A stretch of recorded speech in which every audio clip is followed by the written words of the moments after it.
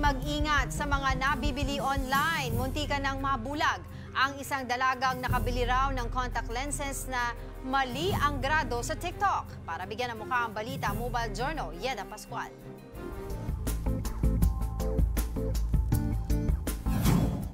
Muntik na raw mabulag ang isang dalaga sa Baliwag, Bulacan. Ang dahilan ay nakagamit siya ng maling grado ng contact lens na nabili niya online.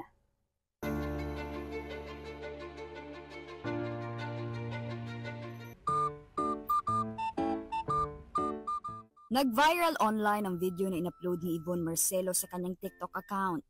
Ang caption, story time, sa kung paano siya muntik raw na mabulag sa ginamit na contact lens na binili niya online. Kwento niya, tinanggal niya na ang suot na contact lens. Pero bigla siyang nakaramdam ng pagsakit ng ulo at pagkahilo.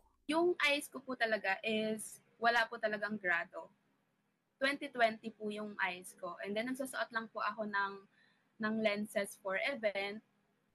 And then, yun nga po, pagkapunta ko po, na-check po nila yung eyes ko na 350 yung grado ko sa left eye. And then yung right, which is ayun nga po, natanggal ko din. Wala naman siyang grado. Pinayuhan siya na pumunta na sa isang ophthalmologist para masuri ang kanyang mata.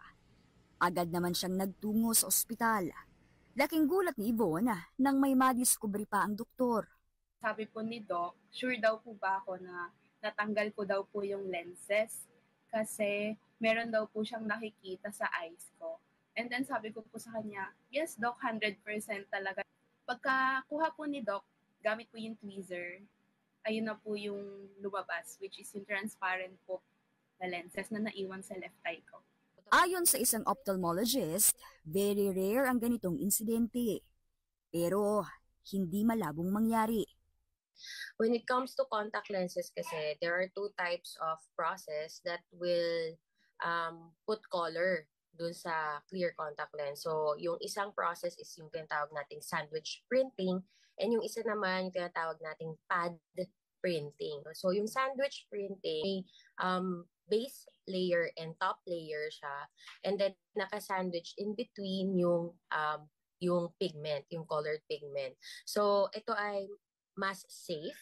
Pagdating naman sa pad printing, the pigment is printed directly into the lens surface. Sa case ni Yvonne, muntik na raw niyang itulog na lang ang sakit ng ulo. Buti na lang at naisipan niyang ipatingin muna ang mata sa espesyalista. So, nag-chat po sila sa akin via TikTok na sinasabi po nila na sorry daw po, ganyan-ganyan. Bibigyan daw po nila ako ng gift, which is yung contacts po. Ang sabi ko po sa kanila, no need na po kasi nga parang nagkaroon na ako ng trauma sa paggamit ng contacts. Kaya paalala ni Doc, mahalaga na huwag ipagsawalang bahala kung di na komportable ang contact lens maski pa pagkatapos gamitin. Huwag mag-self-medicate at agad na magpakonsulta sa isang eye doctor. We have a lot of patients na nagkakaroon ng problem sa mata, nagkakaroon ng scarring or peklat, nagkakaroon ng infection or sugat sa mata because of unregulated na contact lenses. Always research on types of contact lenses that are safe. Usually, may mga FDA approval ang mas maganda. Mobile Journal, Yeda Pascual po.